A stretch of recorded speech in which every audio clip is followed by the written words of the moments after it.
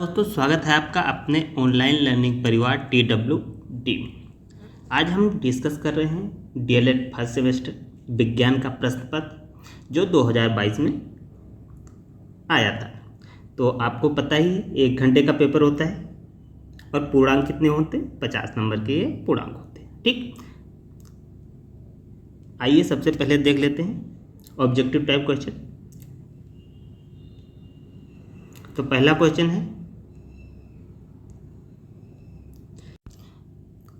हो जाएगा आपका, कोशिका भित्ति पाई जाती है ए पादपों में पाई जाती है, जंतुओं में पाई जाती है, बी पादप तथा जंतु दोनों में पाई जाती है, या इनमें से किसी में नहीं पाई जाती। तो कोशिका भित्ति पाई जाती है, ये आपकी पादप में पाई जाती है। अगला क्वेश्चन देख लेते हैं। अगला क्वेश्चन है सेकेंड नंबर, यह है यौगिक का उदाहरण है, क्या है? वायु है, धुआं है, या फिर चीनी है, या चीनी का विलयन है। तो इनमें से कौन सा ऑप्शन होगा? इनमें से आपका हो जाएगा सी ऑप्शन, ये आपका चीनी का।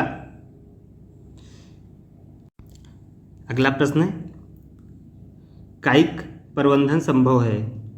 प्रवर्धन संभव जड़ में है, तना द्वारा है, पत्ती द्वारा, या इन सभी के द्वारा हो। तो इनमें कौन सा ऑप्शन हो जाएगा? ये आपका हो जाएगा इनमें से सभी, सबके द्वारा कायिक प्रवर्धन संभव जड़ द्वारा भी होता है, तना द्वारा भी होता है और पत्तियों द्वारा ही होता है। अगला क्वेश्चन है, बल का मात्रक क्या होता है? न्यूटन होता है, सेकंड होता है, किलोग्राम होता है। तो सेकंड समय का होता है, किलोग्राम ये द्रव्यमान का हो जाएगा, और बल का हो जाएगा न्यूटन। अगला प्रश्न देख लेते हैं, ये आपका 6 नंबर है। निम्नलिखित में संयुक्त पत्ती छांटी है, आम की पत्ती, अमरूद की पत्ती, या नींबू की पत्ती। यह काफ़ी अच्छे लेवल का प्रश्न है। तो बुक में तो इसका उत्तर दे रखा है नींबू की पत्ती, मगर इसका करेक्ट उत्तर हो जाएगा इनमें से कोई नहीं, ये डी ऑप्शन आपका सही हो जाएगा। आइए अब अगला देखते हैं अति लघुत्तरीय प्रश्न। तो 5 नंबर के 5 क्वेश्चन MCQ टाइप के पूछे गए थे। अब आइए देखते हैं अति लघुत्तरीय कितने पूछे गए हैं। तो पहला प्रश्न बना है अति लघुत्तरीय का, पौधों की पत्तियों में होने वाली प्रकाश संश्लेषण की क्रिया का समीकरण लिखना है। तो क्या होता है समीकरण? ये आपका हो जाएगा 6CO2, ये होगा कार्बन डाइऑक्साइड, 12H2O, ये आपका हो जाएगा वाटर, ये होता है सूर्य के प्रकाश की उपस्थिति में क्लोरोफिल जो पत्तियों में पाई जाती है, इससे बनता है C6H12O6, इसे कहते हैं ग्लूकोज, ये आपका जल हो जाएगा, और ये आपकी ऑक्सीजन हो जाएगी। तो ये अभिक्रिया होती है प्रकाश संश्लेषण में। आइए अगला क्वेश्चन देखते हैं। 7 नंबर क्वेश्चन है ये, 4 सेमी त्रिज्या के वृत्तीय पथ एक कण आधा चक्कर लगा है, तो इस दशा में कण द्वारा तय की गई दूरी तथा विस्थापन ज्ञात कीजिए। तो क्या हो जाएगा? कण द्वारा तय की गई दूरी हो जाएगी 4 पाई, और विस्थापन कितना हो जाएगा? 8 पाई। ये वृत्त है, और कण द्वारा चली गई दूरी कितनी हो जाएगी? ये हो जाएगी, पूरा हो जाएगा 2 पाई r, मगर आधा कितना हो जाएगा? 4 पाई हो जाएगा, क्योंकि इसकी त्रिज्या कितनी है? 4 है। आइए अगला क्वेश्चन देख लेते हैं। अगला क्वेश्चन है, पुष्प के 4 भागों के नाम लिखना है। तो पहला हो जाएगा पुष्पाधार, वायुदल, पंखुड़िया और पुकेसर, ये इसके 4 भाग हो जाएंगे। अगला प्रश्न है, पत्ती के प्रमुख भाग के नाम लिखना है। तो पत्तियों में क्या होता है? पहली बात होता है पर्णाधार, पर्णबिंद और पर्णफलक, ये इसके महत्वपूर्ण भाग हो गए। अगला प्रश्न देखते हैं। तो ये 10वां क्वेश्चन हो जाएगा, 1 माइक्रोमीटर में कितने पिकोमीटर होते हैं? तो ये हो जाएगा आपका 10 की पावर 6 पिकोमीटर 1 माइक्रोमीटर में। अगला क्वेश्चन है आपका, बेलन की लंबाई और वृत्त के व्यास का मापन किस यंत्र द्वारा करते हैं? तो ये आपका करते हैं वर्नियर कैलिपर्स द्वारा, इसको हम वर्नियर कैलिपर्स द्वारा मापते हैं। तो आपके अति लघुत्तरीय प्रश्न खत्म हुए। अब स्टार्ट होते हैं आपके लघुत्तरीय प्रश्न। यहाँ से सारे क्वेश्चन आपके 2 नंबर में बनेंगे। तो पहला प्रश्न है, पदार्थ के पृथक्करण से आप क्या समझते हैं, और पृथक्करण की 4 विधियों के नाम लिखने हैं। तो पृथक्करण क्या होता है कि इसमें क्या कहते हैं कि किसी मिश्रण से उनमें तत्वों को अलग करना पृथक्करण कहलाता है। पृथक्करण में हम मिश्रण के अनावश्यक तत्वों तथा लाभदायक एवं शुद्ध तत्वों को अलग अलग करते हैं। जो हमारी काम की चीज़ें हैं और जो काम की नहीं चीज़ें हैं उनको हम अलग करते हैं।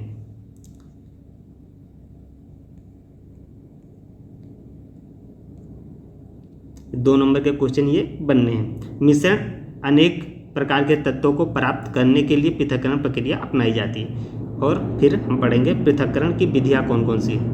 पृथक्करण में हम क्या करते हैं कि जो चीज़ हमें चाहिए उसको हम रख लेते हैं और जो चीज़ हमें नहीं चाहिए उसको हम निकाल के फेंक देते हैं। तो इसकी किन किन विधियों से हम पृथक्करण कर सकते हैं, इसको आइए एक एक करके देख लेते हैं। तो पहली विधि हो जाएगा बीनना।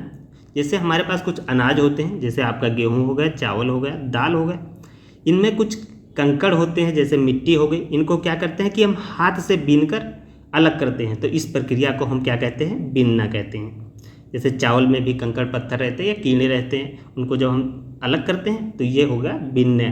इस विधि को कहते हैं बीनना। अगली विधि हो जाएगी आपकी, अगली विधि है चालन विधि। कुछ अनाज जैसे आटे की से भूसी आदि तत्वों को अलग करने के लिए उसे छलनी में रखते हैं और उसको अनावश्यक वस्तु को क्या करते हैं, अलग कर लेते हैं। और ये प्रक्रिया क्या होती है, चालन कहलाती है। जैसे हम आटे को चालते हैं, जब आटे को हम चालते हैं रोटी बनाने से पहले तो क्या हो जाता है, चालन विधि हो जाता है। जब हम चलनी से किसी चीज़ को चाल के अलग करते हैं तो ये चालन विधि के अंतर्गत आ जाता है। अगला मेथड हो जाएगा, ये होगा फटकना। इसमें क्या कहते हैं कि जो हल्की चीज़ें होती है जैसे गेहूं से भूसे को अलग किया जाता है फटकना इस विधि से। फिर अगला हो जाएगा चुंबकीय पृथक्करण। इसमें क्या होता है कि चुंबक के द्वारा किसी चुंबकीय पदार्थ को अलग करने की विधि होती है चुंबकीय विधि। इनमें एक कंडीशन है कि कम से कम एक पदार्थ चुंबकीय पदार्थ होना चाहिए, तभी ये चुंबकीय पदार्थ होना एक आवश्यक है, तभी इस विधि का हम प्रयोग कर सकते हैं। अगला क्वेश्चन देख लेते हैं 12। भोजन एकत्रीकरण हेतु मूसला जड़ों में होने वाले रूपांतरण के प्रकारों को उदाहरण से बताइए। तो मूसला जड़ों में आमतौर पर खाद्य पदार्थों के संचय हेतु ये क्या कहते हैं, फूलकर रूपांतरित हो जाते हैं। और ये रूपांतरण 4 प्रकार से होता है। पहला हो जाएगा शंकुरूपी, तर्करूपी, कुंभरूपी और कंदील रूपी। शंकुरूपी जैसे गाजर होता है, तर्करूपी मूली और कुंभी रूपी जैसे सलजम हो गया या गुलबास हो गया। आइए एक एक करके देख लेते हैं इसको डिटेल में। तो पहला रूपांतरण क्या हो जाएगा, शंकुरूपी जड़ें।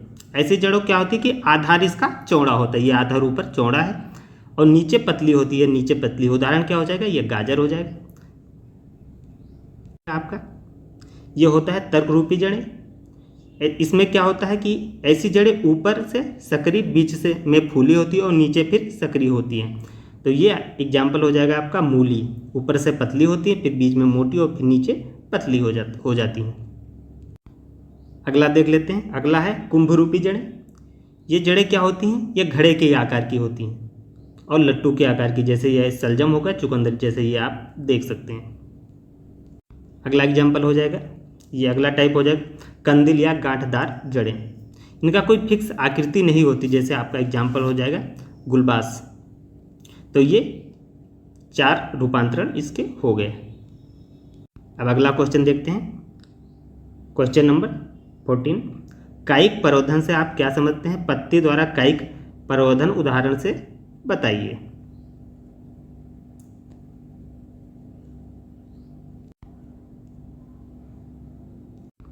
तो कुछ पादप जैसे हो गया गन्ना हो गया, गुलाब हो गया, अंगूर हो गया, इनको क्या करते हैं, कायिक प्रजनन का उपयोग करके इनको हम पौधे उगाते हैं। इनको उगाने के लिए हम बीज का प्रयोग नहीं करते हैं और इनको उगाने के लिए बीज की आवश्यकता नहीं होती है। ये उगाए के जो पौधे होते हैं अपेक्षाकृत पुष्प व फल कम समय में आते हैं तथा ये विविध पादपों जैसे केला हो गया, संतरा हो गया, चमेली आदि को उगाने के लिए काफ़ी उपयोगी मानी जाती है।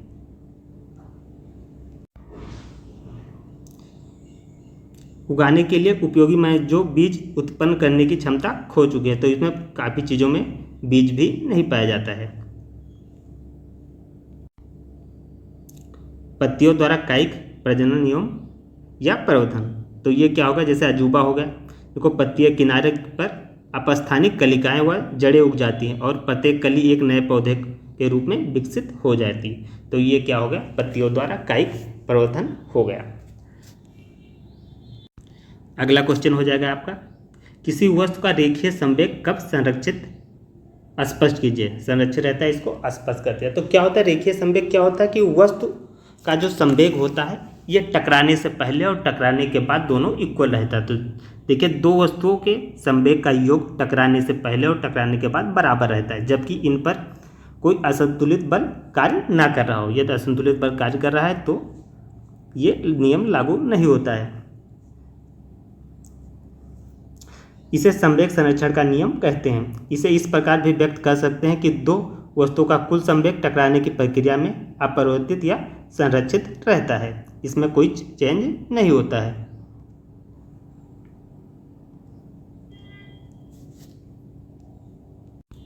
तो ये क्या होता है कि घटना से पूर्व कुल संवेग और घटना के बाद, घटना से पूर्व कुल संवेग बराबर घटना के बाद कुल संवेग। इसको उदाहरण के तरह देख लेते हैं। जैसे क्रिकेट खिलाड़ी होते हैं, तेजी से आती हुई गेंद को यह क्या करते हैं, कम करने के लिए ये अपने हाथों को पीछे की ओर खींचते हैं, जिससे क्या होती है कि हाथ में चोट कम लगती है। तो ये संवेग संरक्षण के नियम के द्वारा ही होता है।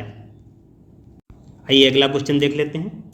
16 नंबर, तत्व एवं यौगिक में अंतर क्या है। तो ये 16 नंबर क्वेश्चन है, इसको देख लेते हैं।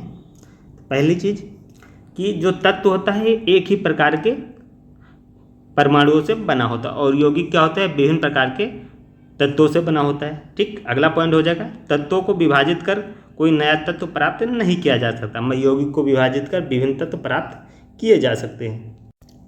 अगला पॉइंट हो जाएगा, तत्वों के सूक्ष्मतम कण उनके परमाणु होते हैं और यौगिक के सूक्ष्मतम कण उनके अणु होते हैं। अगला पॉइंट हो जाएगा, ज्ञात तत्वों की कुल संख्या 118 और यौगिक कितने हैं, ये लाखों की संख्या में है। तो ये आपका तत्व और यौगिक हो जाएगा। अगला क्वेश्चन देख लेते हैं 16 नंबर, दोलन तथा कंपन गति के उदाहरण स्पष्ट, इसमें अंतर बताओ। वैसे दोलन गति और कंपन गति लगभग एक ही प्रकार की गति है, तो इसमें कोई विशेष अंतर नहीं होता है, मगर अंतर पूछ रखा है तो बताना ही पड़ेगा। दोलन गति जैसे साधारण जब हम आवृत्ति का मान कम होता है, तो दोलन गति क्या होती है कि आवृत्ति का मान इसमें कम होता है, हम गति को दोलन गति कहते हैं। जैसे दीवार पर घड़ी पेंडुलम की गति। और कंपन गति में क्या होता है कि इसमें आवृत्ति की गति होती है, जो वो कंपन की जो गति होती है ये अपेक्षाकृत दोलन गति से तेज होती है, जैसे किसी संगीत वाद्य के तारों का कंपन होता है।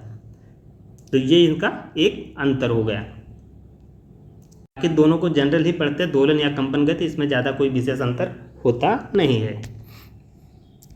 लास्ट क्वेश्चन ये आपका हो जाएगा, बीजांड की आंतरिक संरचना का आपको नामांकित चित्र बनाइए। ये आपका 18 नंबर का क्वेश्चन है। तो आइए देख लेते हैं इसको भी। तो ये हो जाएगी उसकी संरचना, इसको आप देख लीजिए। यहाँ पे हो जाएगा भ्रूणकोश, द्वितीयक केंद्रक, निभाग हो जाएगा, ये बाह्य अंता हो जाएगा, बीजांड द्वार हो जाएगा, और ये सहायक कोशिकाएं, अंडकोशिकाएं और हाइलम और रेफी। तो ये इसकी संरचना हो जाएगी। जो पूछ रखा है आंतरिक संरचना, ये बीजांड की आंतरिक संरचना हो जाएगी, इनका नामांकित चित्र हो जाएगा। तो ये आपका हो गया पूरा डीएलएड का 2022 का विज्ञान का प्रश्न पत्र सॉल्व। तो इस वीडियो में बस इतना ही। यदि वीडियो अच्छी लगी हुई तो इसे लाइक कीजिए, शेयर कीजिए और चैनल को सब्सक्राइब कर लें। यदि इसकी पीडीएफ चाहिए तो आप टेलीग्राम ग्रुप ज्वाइन कर लें, वहाँ पे आपको पीडीएफ मिल जाएगी। जय हिंद, जय भारत।